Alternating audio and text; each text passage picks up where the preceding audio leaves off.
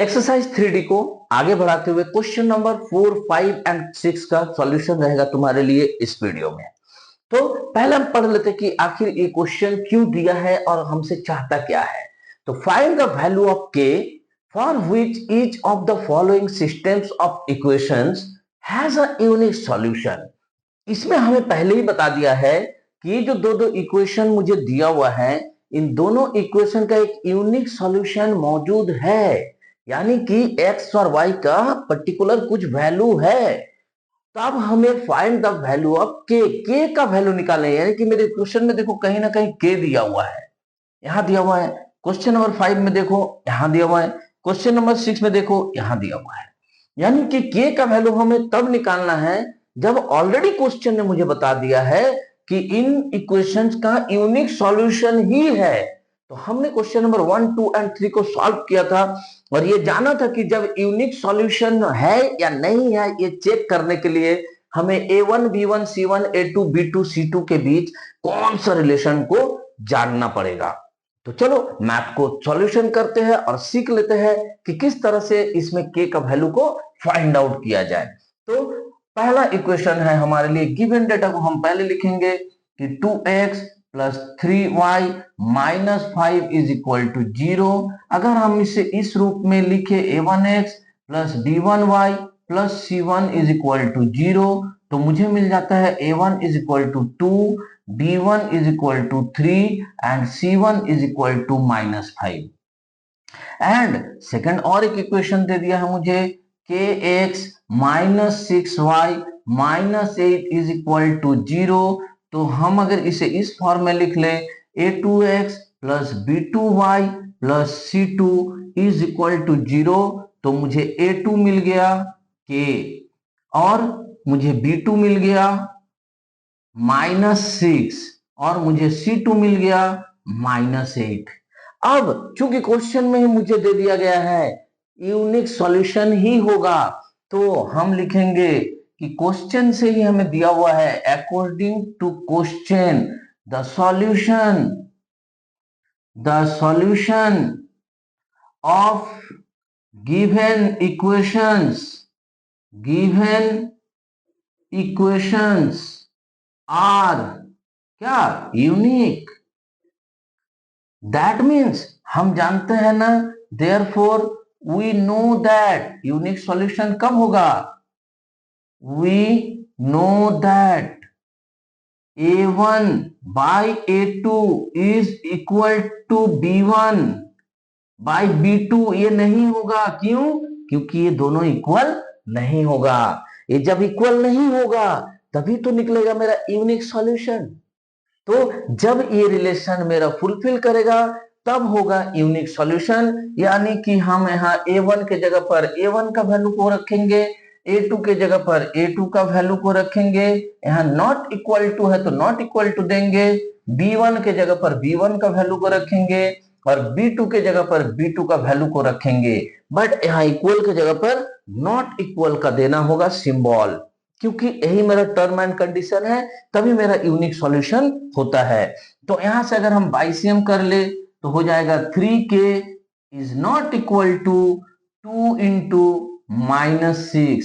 तो therefore k is not equal to 2 into -6 divided by 3। इसे हम अगर कैंसिल करेंगे 2 से हो जाएगा -2 इंटू 2 यानी कि -4। तो k का वैल्यू नॉट इक्वल टू -4 होगा। कहने का मतलब है कि k का जो वैल्यू होगा -4 के अलावा कोई भी वैल्यू हम इस जगह पे पुट कर सकते हैं, जिससे मेरा ये दोनों इक्वेशन जो है यूनिक सॉल्यूशन निकाल के दे सकता है।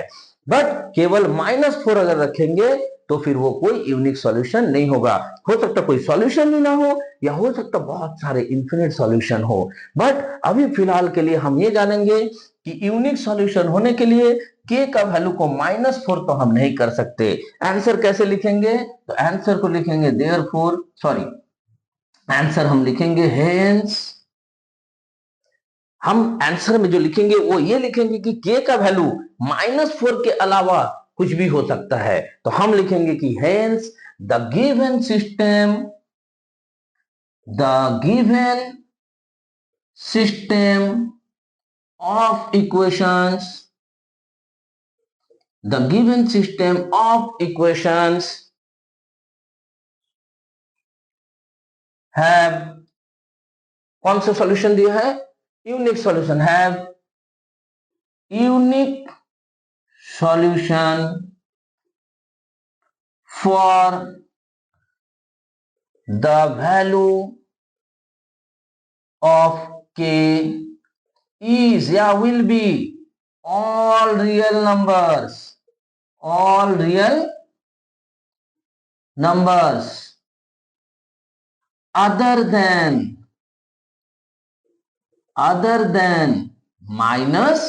-4।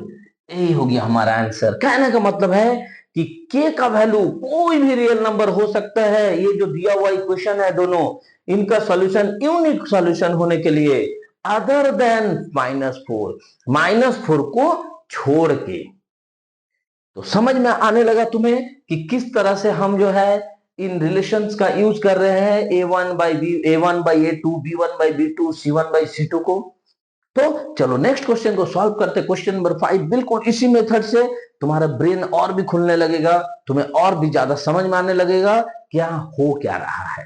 बना रहो मेरे साथ इस वीडियो में। वीडियो अगर पसंद आए, वीडियो से कुछ सीख रहे हो, कुछ बेनिफिट हो रहा है, तो वीडियो को लाइक करो, चैनल को सब्सक्राइब करो और बेल आइकन को क्लिक कर दो, क्योंकि मैं हर रोज तुम्हारे लिए 3 मैथ का सॉल्यूशन लेके आता हूं। और इस चैनल को ज्यादा से ज्यादा शेयर करो ताकि जल्द से जल्द ग्रो हो सके और हर एक बच्चा सीख सके इजी तरीका से मैथ को सॉल्व करना। तो चलो नेक्स्ट क्वेश्चन को सॉल्व करते हैं, क्वेश्चन नंबर 5। तो देखो क्वेश्चन नंबर 5 में भी उसी तरह से मुझे 2 इक्वेशन दे दिया है और मुझे वैल्यू निकालना है k का, जबकि इस इक्वेशन का सॉल्यूशन दिया हुआ है यूनिक।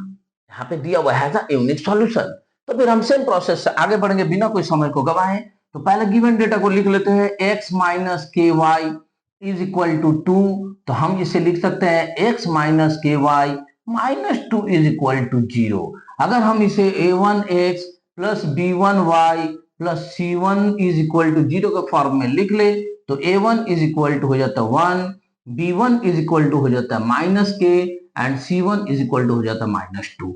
सिमिलरली हम सेकंड इक्वेशन को अपना लिख लेंगे फटाफट, 3x plus 2y plus 5 is equal to 0। Therefore अगर हम इसे भी लिख लेते हैं a2x plus b2y plus c2 के फॉर्म में, तो फिर यहां हमें मिल जाता है a2 is equal to 3, b2 is equal to 2 and c2 is equal to 5।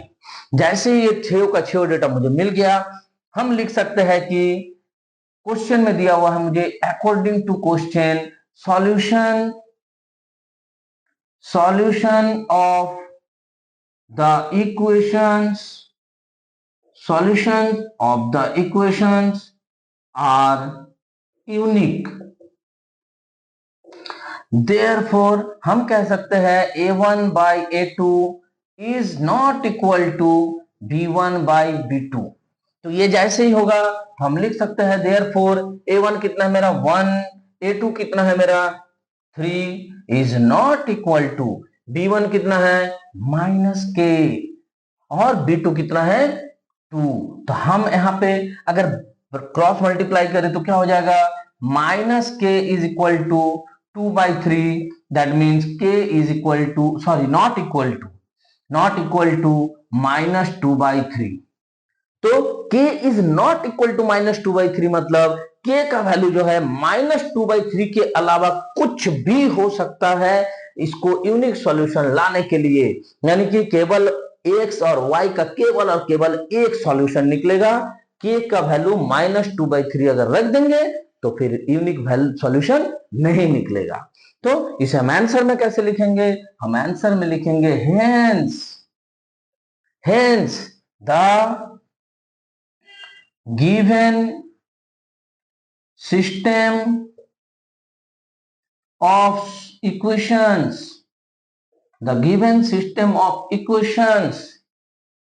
are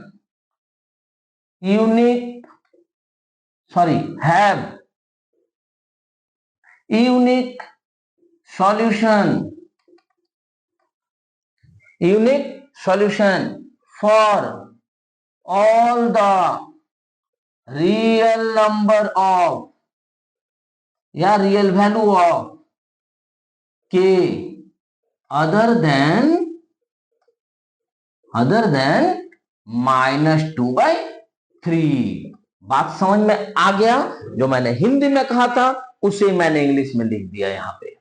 तो होप कि तुम्हें अब इस तरह का मैथ को समझ में आ रहा है, तुम्हारे ब्रेन में ये बिल्कुल एंटर कर रहा है कि a1/a2 b1/b2 का रिलेशन को हम किस तरह से यूज करके जो मुझे यहाँ के एम एन यू भी जो भी दिया उसका वैल्यू को फाइंड आउट करे।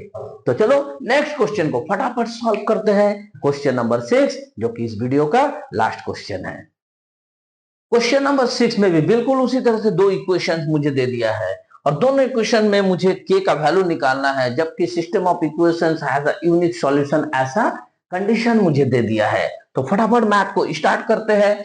पहला इक्वेशन मुझे दिया है 5x - 7y - 5 is equal to 0 को अगर हम a1x + b1y + c1 के फॉर्म में लिख ले तो मुझे मिल जाता है a1 is equal to 5, b1 is equal to -7 and c1 is equal to -5।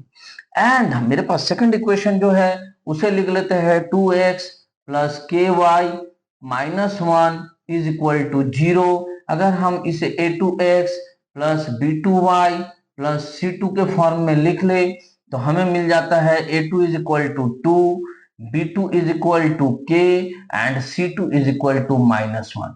जैसे ये मुझे मिल गया मैं कंडीशन चेक करूंगा। अकॉर्डिंग टू क्वेश्चन मुझे दे दिया है the solution of the equations are unique. ये मुझे क्वेश्चन में दे दिया है तो मैं कह सकता हूं therefore a1/a2 is not equal to b1/b2 होगा। ये कंडीशन मुझे अब समझ में आने लगा है। तो देयरफॉर हम अगर वैल्यू पुट करें a1 है मेरा 5, a2 है मेरा 2 is not equal to b1 है -7 एंड b2 है k। तो देयरफॉर अगर हम इसे YCM कर दे 5k is not equal to -14, therefore k is not equal to -14/5। तो k का वैल्यू -14/5 के अलावा कुछ भी हो सकता है, ये हम जान गए हैं। तो सीधा आंसर में पहुंचेंगे और लिखेंगे hence the given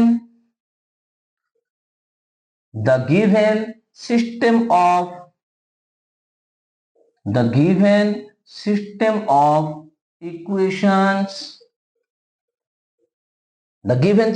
of equations will have unique solution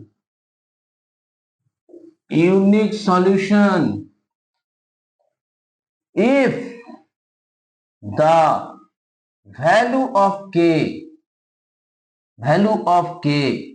is all the real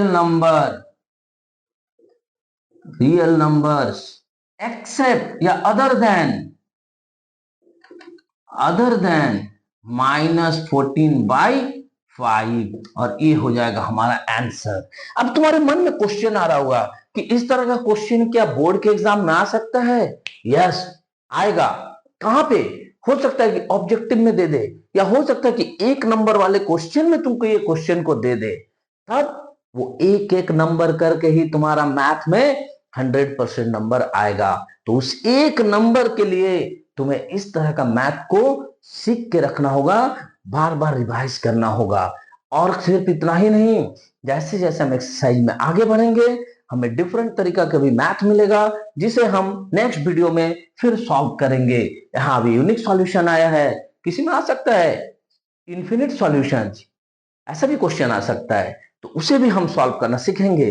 तो नेक्स्ट वीडियो में मिलते हैं क्वेश्चन नंबर 7, 8 और 9 का सॉल्यूशन लेकर। बने रहो मेरे चैनल के साथ, सब्सक्राइब कर लो और बेल आइकन को क्लिक कर लो, क्योंकि मैं हर रोज तुम्हारे लिए बहुत मेहनत करके वीडियो को बनाता हूं, मैथ को सॉल्व करता हूं, एडिट करता हूं और उसके बाद तुम तक पहुंचाता हूं, ताकि तुम खुद सीख सको, खुद से मैथ को बनाना और बनो एक इंडिपेंडेंट स्टूडेंट। और साथ में चैनल को शेयर करो अपने फ्रेंड्स के साथ, ताकि ये चैनल जल्दी से जल्दी ग्रो हो सके और यूट्यूब में लॉन्ग टाइम तक सीख सके। नेक्स्ट वीडियो में मिलते हैं, तब तक के लिए जय हिंद, जय भारत।